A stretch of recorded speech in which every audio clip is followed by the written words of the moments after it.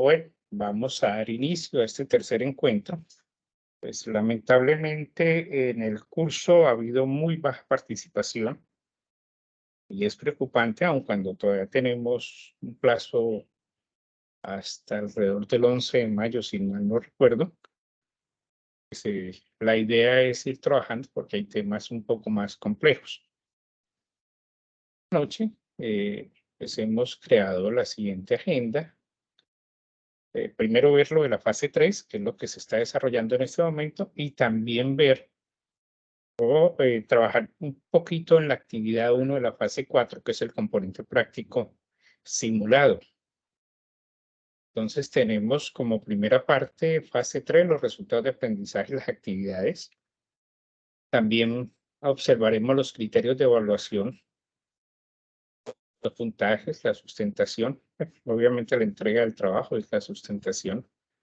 Los conceptos básicos de video, o sea, entre ellos dimensiones, fotograma, proporción o radio de aspecto, resolución del video. Otros conceptos como la compresión, los formatos, la distribución y por último, pues la fase 4. Esta fase 3 tiene un total de 9 preguntas. Cada estudiante deberá, al menos en 2 párrafos, y se entendería qué párrafos serían cada uno de 6 renglones, hacer toda una explicación con argumentos y todo el tema de qué es cada uno de estos componentes para el procesamiento de señales de video. Entonces, qué es el escaneo de una escena de televisión, cómo funciona el entrelazado. Cuando hablamos de imágenes eh, representadas en una pantalla o en cualquiera de estos elementos, cómo es ese barrido que haría eh, la parte electrónica para ir produciendo el pixelado en los tiempos de tal manera que el ojo humano simplemente o observe la figura completa y no pedacito a píxel que se va rellenando. ¿Cuál es la relación de aspecto o aspect ready? Es el píxel y la resolución, que es el ancho de banda de video para una definición estándar o SD y cómo se calcula ese ancho de banda. ¿Cómo se realiza la asignación de canales?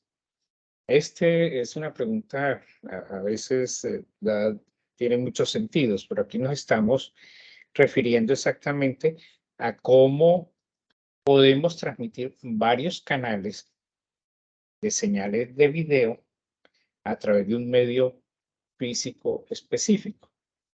Si estamos hablando de aire y estamos hablando de una antena reemisora de señales de televisión, pues esa antena reemisora normalmente puede enviar un número determinado de canales y nuestro sintonizador puede ir seleccionando canal a canal o si es el medio físico es embebido, digamos, un cable coaxial o fibra, pues los canales también ahí están multiplexados. Normalmente, para que el televisor pueda tenerlos o poder presentárselos al usuario, pues se hace una multiplexación en frecuencia, por división de frecuencia. O sea, el ancho de banda que tiene el cable coaxial, por decir algo, se ranura en diferentes pedazos de frecuencias para que cada frecuencia está ahí eh, modulado un canal particular. Entonces hay unas reglas para esa asignación de esos canales. ¿Qué es la luz y qué es el espectro de ondas electromagnéticas? Aquí para poder comprender un poquitico el tema de la luz, de lo que el ojo humano puede ver y de lo que hoy los diferentes dispositivos de video pueden ver y cómo a esas frecuencias, porque estamos hablando del espectro electromagnético, en esas frecuencias nosotros podemos tener una gran cantidad de información. ¿Cuáles son las ventajas de televisión digital y cómo se calculan las frecuencias de muestreo adecuadas? Obviamente, cuando nosotros hablamos de una señal digital, pues tenemos que haber hecho todo un proceso de muestreo, cuantificación, codificación para poder convertir esa señal en digital. Y por último, la última pregunta, que es un switcher. En esto sí tengo que hacer máxima claridad porque normalmente me escriben que los switches son los que tiene Cisco, los que tiene cualquier empresa donde se conectan varios PCs y tienen tantos canales. No, es un switcher para video. ¿Y cómo funciona este switcher? Hagamos o tengamos como comparación al equipo mezclador que se veía en la fase anterior, en la fase 2. Y la segunda parte de esta fase 3 es cómo comprendemos nosotros que una señal de audio que tiene unas restricciones especiales va dentro de una señal audiovisual y que está sincronizada con la imagen. Esto quiere decir que si yo estoy hablando, los movimientos del labio deben de estar haciendo que el oyente escuche de forma sincrónica con los movimientos de los labios. Cuando eran análogos estos sistemas, se tenía un gran problema. Si era una película de 8 milímetros o Super 8 o 16 milímetros o 36 milímetros, en una de los dos lados de la cinta venía una pequeña banda magnética que era donde quedaba grabado el audio. Entonces, de acuerdo a las perforaciones que traía la cinta, el audio arrancaba un poco después que empezaban a aparecer las primeras imágenes, porque digamos, la lámpara que me estaba proyectando la imagen en un tablero, en una pared, en lo que fuese, en un telón, estaba desplazada esa luz con respecto a la cabeza magnética que leía la banda magnética donde estaba grabado el audio. Entonces, ese desplazamiento, eso venía fríamente calculado. Cualquier movimiento que le hiciera uno, cualquier ajuste que le hiciera un tornillo de separación, obviamente ya empezaba a presentarse asincronía. Y entonces empezaba uno a ver que la persona estaba hablando y todavía no había sonido. La persona se callaba y aparecía el sonido, cosas de estas, ¿no? Entonces, a eso, ¿qué pasa hoy cuando son sistemas digitales? ¿Cómo hacemos? ¿Cómo es ese mezclador donde tenemos una señal de video y donde nos ingresa una señal de audio? Digamos, esas son la parte teórica de este ejercicio, de esta fase, para poder continuar con lo que tenemos que hacer. ¿Y qué es lo que tenemos que hacer? Pues en el desarrollo del componente práctico simulado, allí vamos a tener 3 actividades como lo vamos a ver más adelante. Esta fase 3 tiene un peso específico de 100 puntos. La descripción de los nuevos procesos propuestos tiene un puntaje 60. El concepto de sincronización, y fíjese que estamos diciendo la argumentación del concepto, tiene un puntaje de 20.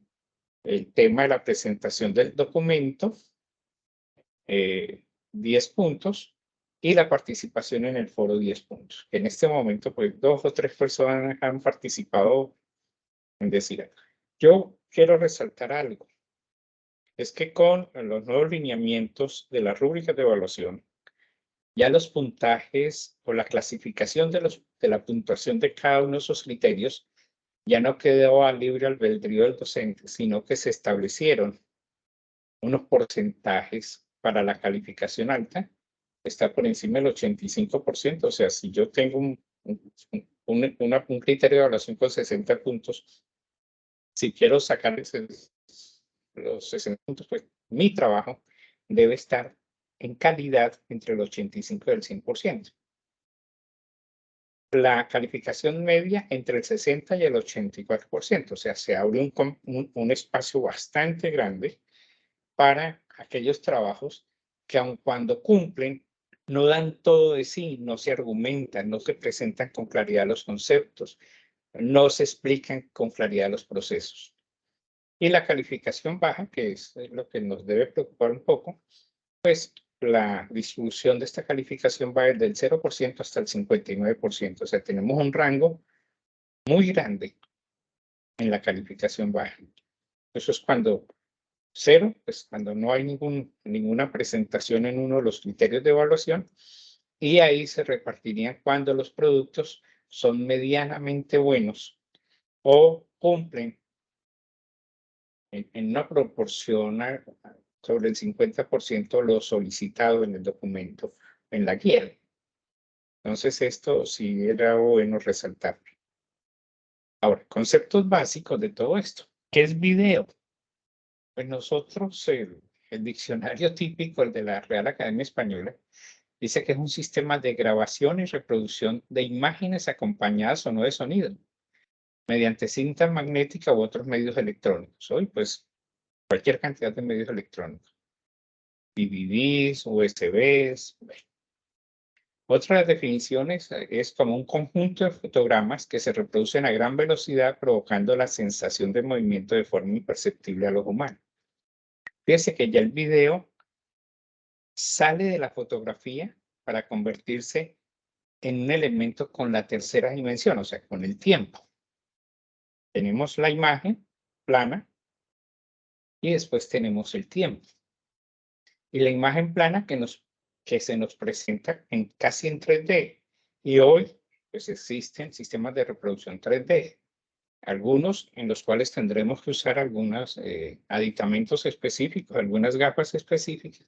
En otros, cuando se construye las imágenes, se construyen jugando con unos colores que generan esa profundidad de la imagen, o sea, le da la tercera dimensión.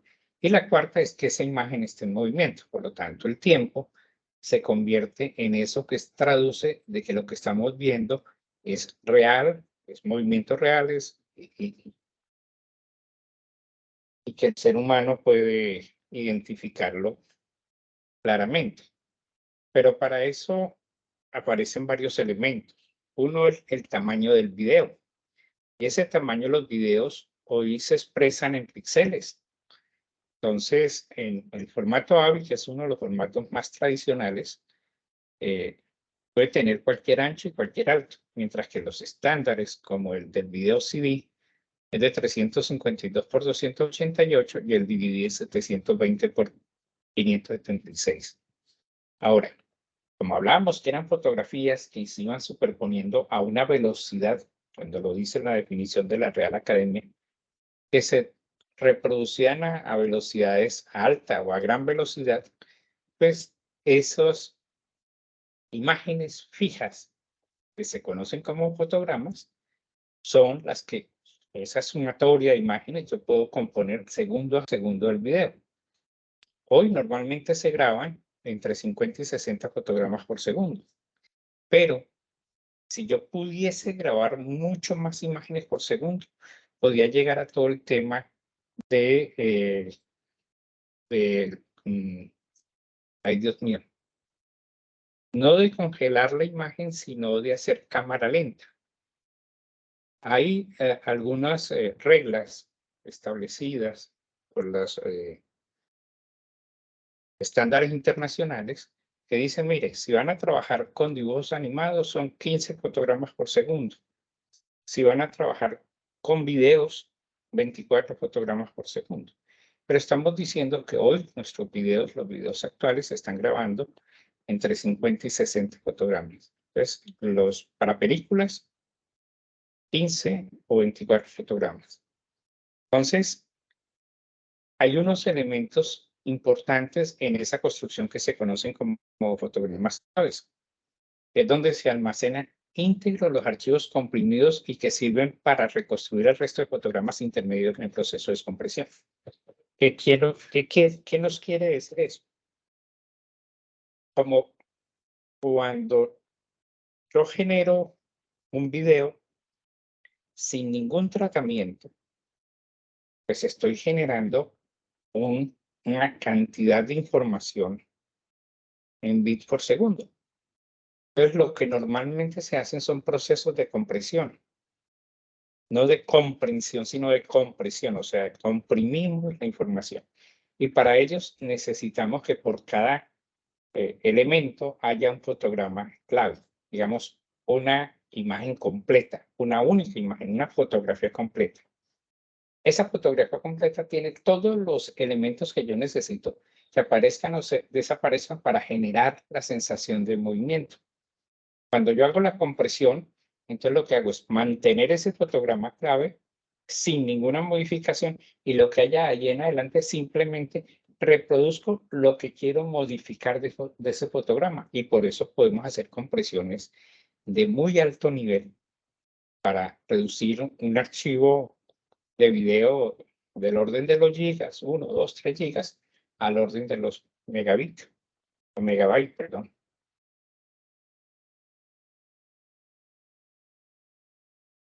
¿Quiere avanzar? Ya. Otro concepto es la proporción o el radio de aspecto. Entonces, normalmente, pues se tenía esa proporción, era la relación entre la altura de la pantalla y la anchura de la misma. Entonces, los televisores y los monitores tradicionales venían 4:3, o sea, 1,33:1. Pero cuando queríamos convertir un video original para ser visto en eso, nos tocaba rellenar. Y si ustedes alguna vez en alguno de los canales de televisión pública nacional observan algunas producciones viejas, aparecen 2 bandas negras a los lados, una a cada lado. Es precisamente para eso, para poder convertir ese video original, para poderlo llevar a 4:3. Y eso se conoce como los letterbox o esas líneas de control. Hoy ya estamos hablando de pantallas panorámicas de 16:9 y en las pantallas de cine de 2,35:1. O sea, ya el desarrollo tecnológico frente a estos dispositivos ha crecido tanto que nos permite hoy tener una mayor definición o una mejor resolución del video. Entonces, hablando de resoluciones, hoy existen las que están ahí mostradas o como las que se ven en la figura, como la que se ve en la figura de una pantalla 4K. Ya en este momento esto está siendo renovado. Ya estamos pasando de 4096 por 2160 píxeles a números superiores, pero que los productos que están llegando al país todavía no están, no se han integrado. Entonces tenemos nosotros desde la resolución estándar de 720 píxeles, 1080 píxeles, 2K y 4K. Y obviamente, pues todo lo que viene incorporado con las nuevas tecnologías de representación, ¿no? La Crystal y se me fue en este momento la paloma de los nuevos dispositivos que hay, el de Samsung, bueno, se me dispara, se me perdió el dato, ¿no? El QLED y el OLED, que son elementos que generan unas definiciones mucho más grandes. Entonces, fíjense que estos valores de resolución, entre más alto sea el valor, pues la calidad del video va a ser mucho mejor. Podemos ver, dicen algunos expertos, hasta 1080 diferencias en un mismo color. O sea, se ha logrado tal nivel que ni siquiera nuestro ojo, en una mirada normal en la naturaleza, con luz ambiental, puede llegar a ese nivel de observación si no tiene un dispositivo, como mínimo una lupa que le permita ver una color, en un mismo color, diferencias tonales en ese color. Entonces, hoy, en todo lo que se está haciendo a nivel de manejo de imágenes para el tema médico, para el tema de diagnóstico médico o para el diagnóstico de cultivos, pues ya eso es mucho más estricto el tema de la resolución. Y entonces hoy las cámaras permiten darnos esa supersensibilidad para poder determinar en un borde de 2 colores si existe una o no una enfermedad determinada en una planta o en un ser humano. Entonces, El número de píxeles que contiene cada imagen, cada fotograma determina el tamaño máximo que se puede ver la imagen sin que aparezca la granulación o el pixelado. Si ustedes tratan hoy de imprimir una fotografía que han tomado con su celular a una calidad media, digámoslo así, si tratan de ampliarla muchísimo, la imagen se pierde la definición, pierde su resolución. Eso mismo ocurre con el video.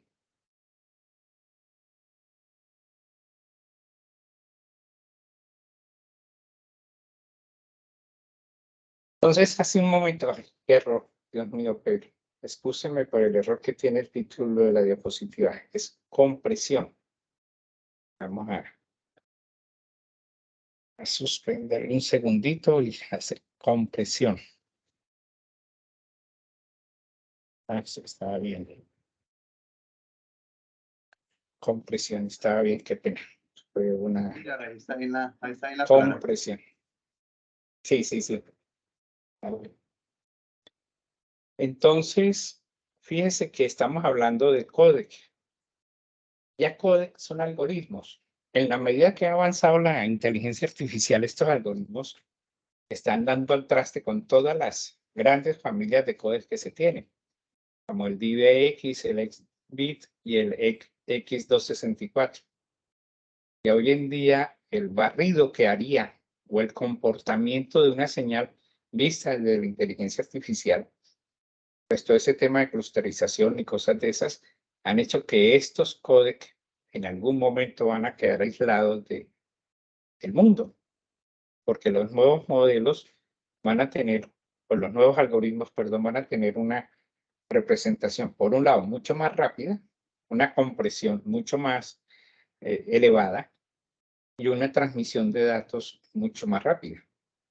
Pero eso, en este momento, estamos en espera. Ya ha habido algunos escritos, especialmente de empresas como Sony, como Samsung, que están hablando de a dónde debemos de llegar para esos tipos de compresión. ¿Qué pasaría en un momento dado con la televisión digital? Ahí entrarían pues, una serie de elementos que tendría uno que realmente validar hasta dónde se podría llegar. Nosotros acabamos de hacer o vamos llegando al día del apagón de la televisión analógica y el día que se quede solamente la televisión digital y aparecen nuevos algoritmos de compresión, pues las cosas podrían cambiar. Entonces, se arrancó en su momento con el MPG-2 y en los formatos de video el DVD compatible con reproductores DVD, y luego apareció el formato MPG-4, que es el que actualmente, digamos, es el popular, ¿no? Pero pues a partir de allí también han crecido otros elementos por esa guerra tecnológica entre diferentes países por el desarrollo de todas estas tecnologías. Entonces, ¿qué nos está llevando? Pues aquí hay una parte complicada que nos dice que el elemento crítico es que si yo he hecho una compresión con un códec específico, pues yo tengo que enviar esa grabación con el códec con que lo hice, para que al otro lado la persona que vaya a usarlo tenga claridad cuál va a ser el códec que va a requerir.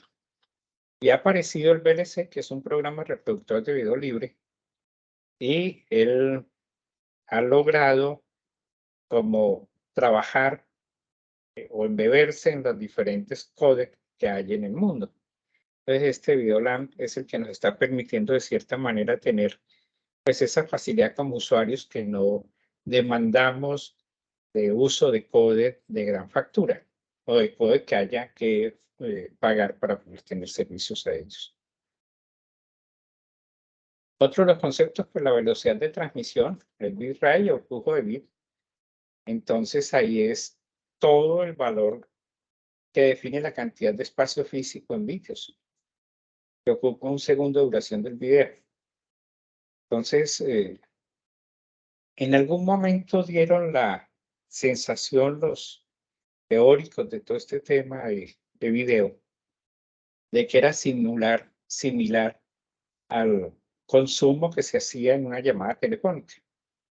Pues obviamente eso fue como para tratar de explicar que una llamada telefónica ocupaba un canal de 64 kilobits por segundo y que aquí esa era la velocidad de transmisión cuando íbamos a utilizar una línea telefónica. Pero resulta que cuando yo comprimo señales de televisión, yo puedo subirlas en 1 kilobyte, en 2 kilobytes o en 34 megabytes, que era lo que hasta hace algunos años se hacía para poder llevar un canal de televisión o llevar una transmisión en vivo y en directo de un punto a otro usando la red de radios de microondas. Entonces se utilizaba un pedazo de los sistemas SDH y ese pedazo era un canal de 34 megabytes. Hoy, pues obviamente, los niveles de compresión permiten bajarlos a tamaños de 1 o 2 kilobytes. Eso hace que el sistema de compresión o toda la parte electrónica para hacer todos esos cálculos sea un desarrollo bastante grande y bastante complejo. Ese bitrate puede ser de fijo o variable. Normalmente, cuando se está reemitiendo esas señales, pues se suele mantener de nivel fijo, pero en la práctica lo que se busca es que sea variable. Si no hay imagen, si no hay sonido, pues ese espacio de tiempo en que eso está ocurriendo, ahí hay una supercompresión o podemos usar eso para llevar otra información hacia otro sitio dentro del mismo medio de transmisión que se tiene. Entonces, y también, pues el otro del tema es la calidad. Si yo puedo estar expandiendo y comprimiendo, pues obviamente voy a tener escenas o sea, ninguna de mis escenas va a perder la calidad, mientras que cuando es estático y la escena demanda mayor cantidad, pues obviamente se verá restringida, ¿no? Los formatos, pues son los que conocen ustedes: el AVI, el MPG, el MOV, el WMV, que es el de Microsoft, el RM y el FLV, que son, digamos, entre el AVI, el WMV o V y el FLV son los que más se utilizan. Bueno, y el MOV. El MPG está más centrado a la alta compresión.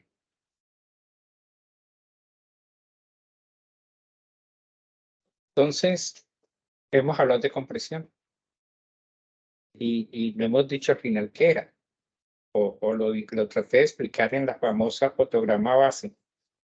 Pues es eliminar datos redundantes del video para que el archivo se pueda transmitir y almacenar. ¿Eso quién lo hace? Pues los codecs, técnicas de compresión eficaces que puedan reducir al máximo un fichero. Si yo tengo la primera línea de barrido de un televisor y esa primera línea es un único color, pues yo debo colocar el color y decir cuántas barras va a pasar con el mismo color. Entonces no estoy entregando sino 2 datos y no todas las chorreras de datos que me ocuparía una línea de un televisor, o sea, 1080 píxeles de una sola línea, ¿no? Y así sucesivamente se iría construyendo, diciéndolo de la forma más simple y tratando de dar claridad cómo es que funciona esto. Y hay otro concepto que es el del streaming. Hoy vemos partidos de fútbol, vemos videos en línea, vemos el streaming es poder tener en un sitio intermedio entre los usuarios y el generador de contenidos que se esté almacenando allí y los usuarios puedan conectarse y estar ellos viendo en el momento y tiempo en que va el video. O sea, cada usuario o la demanda de esos videos va a estar en que yo arranco mi video en este momento, pero otra persona en otra parte del mundo puede arrancar dentro de media hora ese video y él va a empezar a verlo desde el inicio. Entonces, el streaming lo que hace es como un buffer que va a mantener la información allí para que múltiples usuarios puedan acceder a ella sin hacer una ocupación de todo el enlace hasta donde está el generador de contenidos. Y entonces, pues aquí se comenta dos plataformas: YouTube para videos y Spotify para audios. Son de esas plataformas streaming. Pero pues hay el Video Flash, el Real Video, con la extensión RM o RMA, y el Windows Media, que es digamos que es el que ha quedado dentro de toda esa gama que tuvo Windows en un momento dado, desde cuando apareció Windows, ya no me acuerdo la primera referencia, Windows 95, si mal no estoy. Y aquí es la segunda parte de esa parte teórica,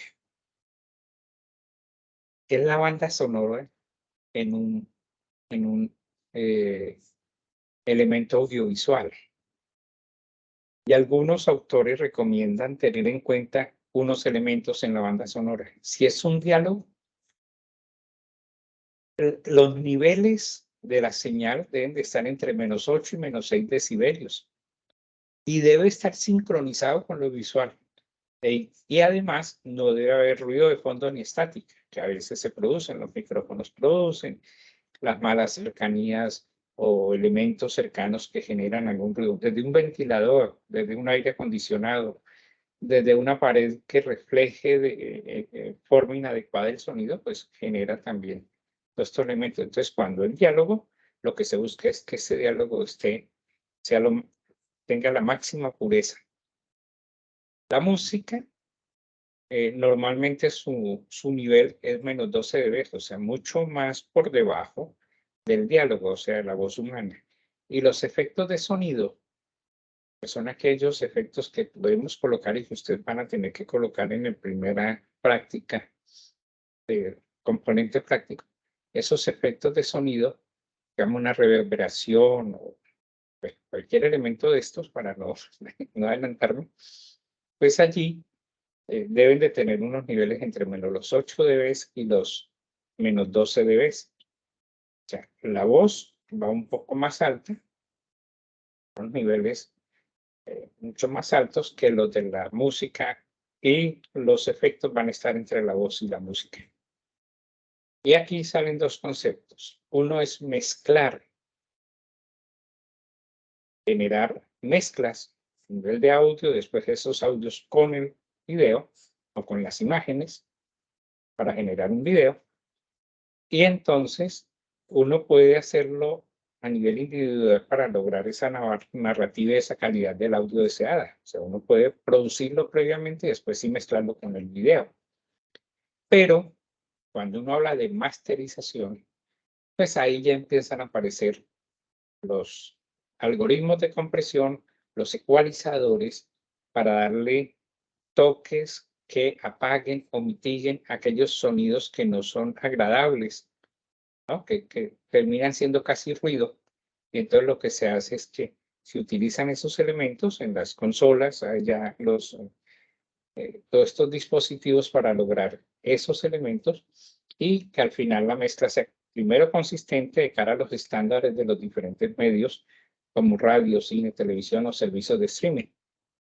Entonces, cuando se hace masterización, se está haciendo realmente el control de calidad del sonido que va a ir en una producción audiovisual.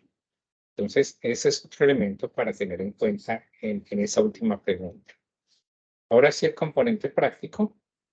Ese componente práctico está dividido en 3 actividades. La primera actividad que en tiempo ya estaría cerrada, pero que hasta ahora nadie ha abordado, es hacer temas con el software que se llama Audio Tool.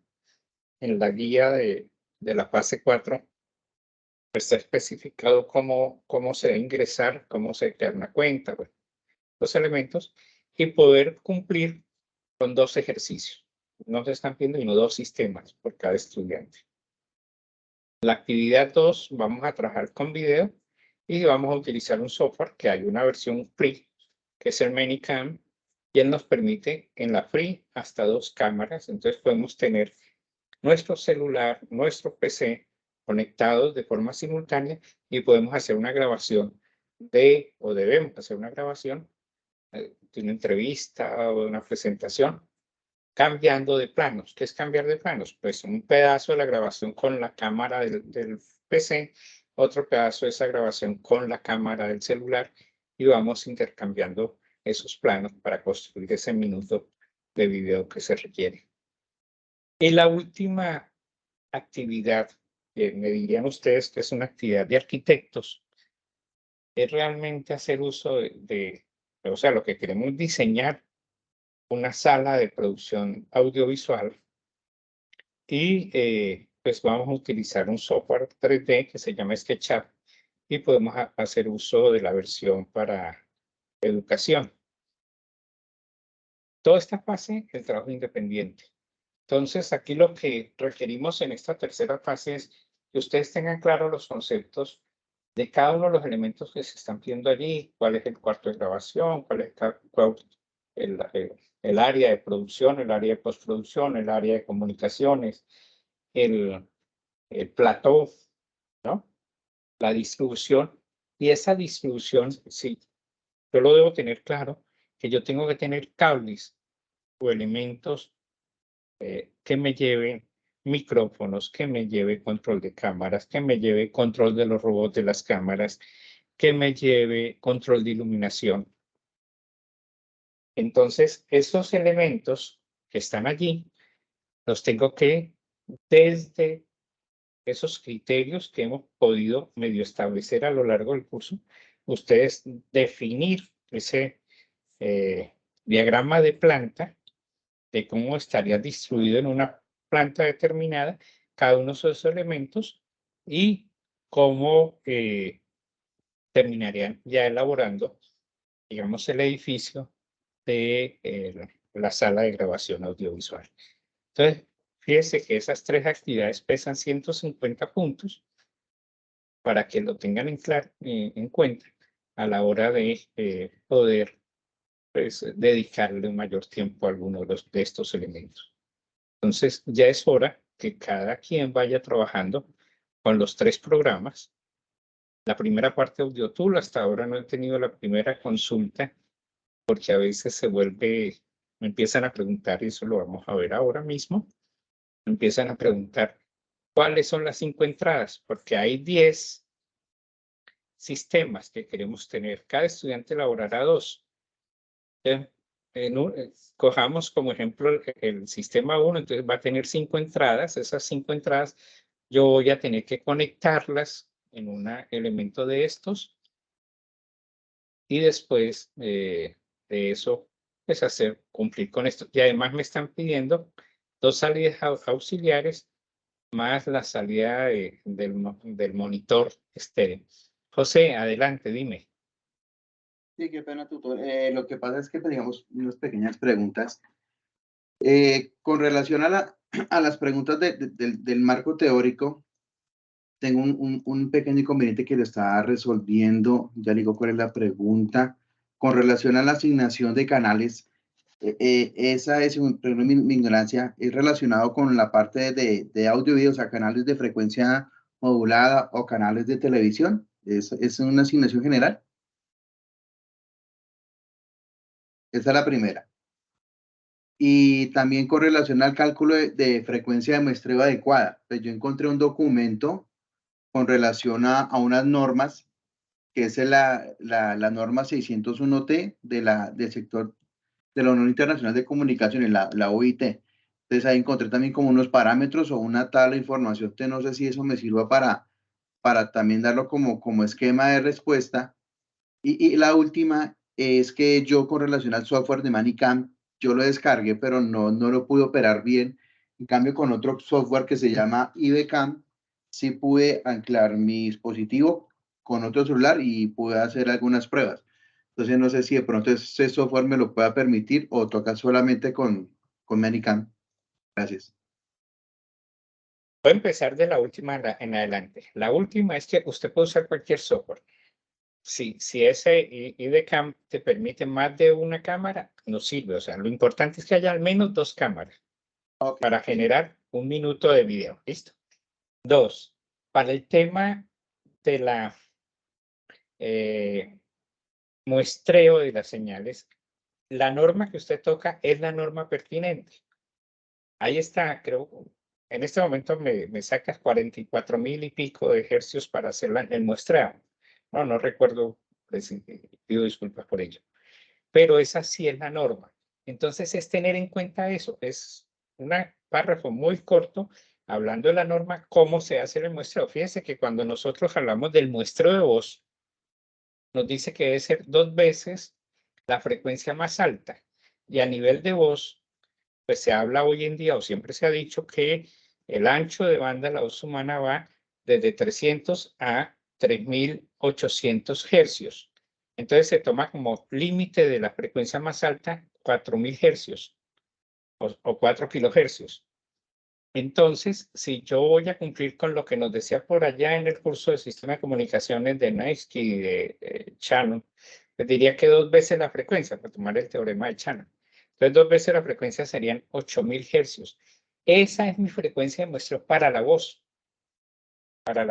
8000 hercios. Entonces, si yo voy a sacar una voz digitalizada, pues voy a necesitar 8 bits para dar el valor de la señal muestreada a 8000 hercios, serían 64 kilobits por segundo. Por eso hablamos de que a nivel de voz, el canal de voz digital es de 64 kilobits por segundo. Ahora, en el video es diferente, ya lo decíamos. El ancho de banda de lo que ocupa un video es muy alto. Por lo tanto, esa mínima frecuencia de muestreo debe ser al menos 2 veces ese ancho de banda, ¿no? O la máxima frecuencia de ese ancho de banda. Pues, si mal no estoy, está alrededor de los 44.000 hercios, ¿no? Entonces, para que lo tengamos en cuenta eso. La norma que citas es la correcta. Y para la primera pregunta, cuando me hablas de la distribución de canales, es si te ubicas en la posición de un cablero. No sé si me hago entender que es un cablero. Digamos, Claro, ETV, Movistar, que te llevan la solución de televisión a través de cable coaxial. Bueno, Movistar lleva es por satelital y Claro, algunos por satelital, pero en algunas ciudades todavía tienen cable coaxial, en otras están llevando fibra óptica. Entonces, ¿cómo es esa distribución de los canales en la fibra? ¿Cómo es la distribución de los canales en el coaxial? ¿Cómo es la distribución de los canales en el aire? Cuando yo le hablaba de una reemisora de señales de televisión, pues esa reemisora tiene un arreglo de antenas de tal manera que cubren un ancho de banda lo suficiente y dentro de ese ancho de banda caben un número determinado de canales. Entonces usted puede seleccionar el canal 1, el canal 2, el canal 2, el canal 15, el canal, ¿no? Con su control de su televisor, porque el televisor pues, tiene esa facilidad como si uno hiciera la sintonía en un radio moviendo el dial, ¿no? Es la misma imagen. La parte muy mecánica, el radio moviendo uno el dial, que lo que hacía mover era un condensador variable y iba haciendo sintonía en diferentes pedazos del ancho de banda, ya sea para AM o FM. Bueno, la televisión está normalmente en FM. Entonces, allí uno va haciendo esa sintonía, pero ¿cómo esa instrucción? Pensando más en los cableros, o sea, en fibra o en cable coaxial. Preferiblemente en cable coaxial, porque en fibra tiene otros elementos adicionales que no los pusimos allí precisamente para evitar enredarme. ¿Listo, José Alejandro? Sí, señor, muchas gracias. Bueno, ya hablando ya de lo último, de la primera parte del componente práctico del curso, tenemos 10 sistemas, cada estudiante hará 2, hay una forma de cómo cada estudiante escoge los 2 sistemas. Entonces, el sistema 1 escoge si su número de cédula está entre el número 0 y el 5, selecciona el mismo número de los 10. O sea, si mi cédula termina en 5, pues me voy al sistema 5 y es el que tendría que hacer. 9 entradas, 2 salidas auxiliares, efecto ITV y una salida estéreo para el monitoreo del estéreo. Si mi cédula está entre 6 y 10, le restaríamos al último número de la cédula el valor de 5. Ahí me estaría dando entre 1 y 5. O sea, escogeríamos uno de los problemas del 1 al 5. En el sistema 2, si el número está entre 6 y 10, selecciona el mismo número. O sea, escogería del número 6 al número 10. Y si es menor, o sea, si es entre 0 y 5, pues le suma el último número de la cédula el valor de 5.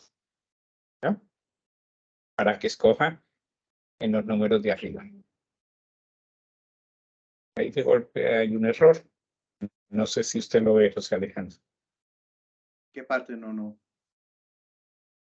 No, en el último, si está entre 0 y 5, su último número de cédula le debe sumar 5. Así sí, claro. Porque lo que queremos es que los que tengan cédula menor de 5, menor de 6, pues tengan un ejercicio entre el 1 y el 5 y el otro ejercicio entre el 6 y el 10. Esa es la idea. Inversa. Sí, sí, sí. Entonces ahí está cómo seleccionar. ¿Cómo se hace eso? Pues tendrían que ustedes empezar a cacharrear con el Audio Tool. No sé si Alejandro ya cacharreó con él. Pues ya descargué el software, pero pues no está, Sí. estaba nulo con relación a que tocaba escoger los dos sistemas. Pensé que eran todos los 10, entonces Sí. me está dando la pausa de hacer primero No, esa parte documental pero no, no, pues no, no, eso es un chorro muy largo para sí, hacer los 10. Ahora, la idea es que ustedes produzcan algo agradable, porque en los últimos, pues no se ha hecho de esta forma tan rigurosa, y entonces enviar unos chillidos y unas cosas que, Dios mío, le aplican además efectos. Ese efecto o TV es terrible porque empiezan a ponerle reverberaciones, a ponerle secos, bueno, y entonces empiezan a aparecer no sonidos agradables, sino ruido. Esa es la idea. ok, No listo. sé si hay más preguntas, José. No más. No, con eso pues ya lo tengo en cuenta y pues ya me dirijo al foro también para hacer esa selección y colocarla Sí, ahí mismo. Y ya pues con las dos respuestas que me dio, pues ya termino el documento porque esas eran las dos preguntas que tenía pendientes pues para poderlas responder bien. Y pues ya sabiendo que el otro software se permite, pues ya también sí, procedo a claro, claro. iniciar a hacer las pruebas que ya tengo los dos celulares configurados para hacer la transmisión con el portátil para hacer Exacto. la descarga. Sí, exacto. Ah, bueno, José Alejandro, yo sí quiero pedir disculpas por la demora que tuve con la apertura de los foros. No supe qué me pasó ahí en ese momento. No, no me ha ocurrido nunca. Todos los días entraba a revisar y no me he dado cuenta que no había abierto los foros. Demoramos 8 días. Pero Ah, pues la fase 3 se cierra como el 11 de mayo y la otra se cierra un poquito más allá de esa fecha. O sea, es como una semana de diferencia entre la fase 4 y la fase 3. Habría que ver la agenda. Entonces, pues si no hay más preguntas, muchas gracias, José Alejandro, que es la única persona que ha participado en las 3 web. Ahora ya con el componente práctico vamos a ver cuántos aparecen. sí, señor, y pues yo creo que es como viendo pasado mañana, el 12 sí, tenemos Sí, la de qué, se me fue el nombre de la materia. Oh, en la de Ingeniería de Servicios Telemáticos. sí, señor, porque en esa Ahí es donde parte, nos vamos a dar. Hoy les publiqué, porque he visto que han cometido como errores en la interpretación de la tabla 1. Hoy sí, les coloqué en noticias del curso una explicación de la tabla y para que la tengan en cuenta, pero el miércoles haremos todos los ajustes que sean necesarios para comprender esto. ¿Listo? sí, no, y también saber de pronto con relación al compromiso, cómo se va a hacer para adquirir los elementos para empezar todo el componente práctico, porque como fue Sí. raro en el grupo no La se ve vez nada. pasada sí, la vez pasada en el encuentro anterior me pidieron que les enviara una lista, almacén esto, yo envié una lista y pues nadie dijo nada, ¿no? Para que adquirieran estos elementos. Bueno, José, muchas gracias por todo y que tenga una feliz noche. Igualmente, muchas gracias, que tenga buena noche, hasta luego. Bueno, ok, gracias.